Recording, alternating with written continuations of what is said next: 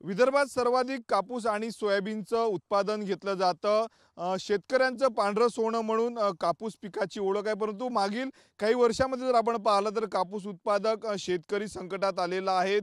यावर्षी जर आपण पाहिलं तर कापसाला जवळपास फक्त 7,000 रुपये प्रति क्विंटल भाव मिळतो, परंतु 1 क्विंटल कापूस वेचण्याचा खर्चही 1,000 रुपयापर्यंत जातो, कारण 10 ते 12 रुपये किलो 1 क्विंटल कापूस वेचायला लागतात। आणि त्यामुळं शेतकऱ्यांचा खर्च वाढलेला आपण दृश्यांमध्ये बघू शकतो। मी अमरावती जिल्ह्यातले एका शेत शिवारामध्ये आहेत। पांढऱ्या सोन्यानं अक्षरशः हे शेत जे आहे ते बहरून गेलेलं आहे।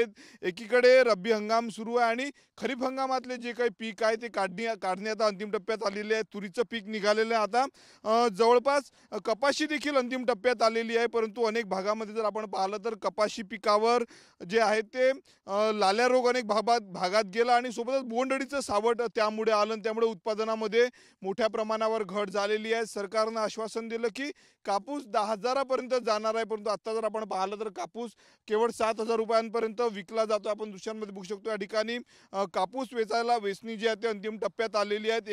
एखादी वेचणी पुढच्या काळात होऊ शकते, परंतु अशा पद्धतीनं जे आहे ते कापसाचं पीक या ठिकाणी बहरल्याचं आपल्याला पाहायला मिळते। मोठ्या प्रमाणावर कापसाचं उत्पादन पश्चिम विदर्भामध्ये घेतलं जातं। यवतमाळ असेल, अमरावती, अकोला, वाशिम, बुलढाणा या पाचही जिल्ह्यामध्ये कापूस उत्पादक शेतकरी मोठ्या प्रमाणावर आहेत।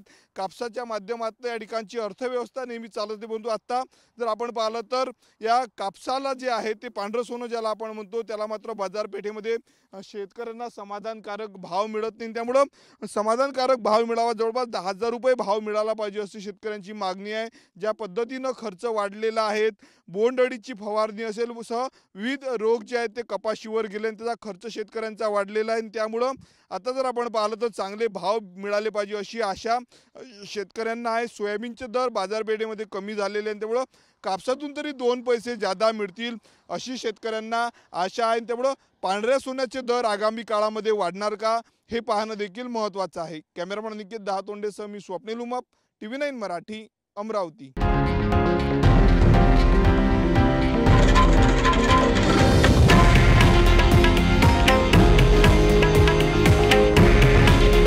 हे आहे देशातील नंबर 1 न्यूज नेटवर्क आणि आपण पाहत आहात TV9 मराठी।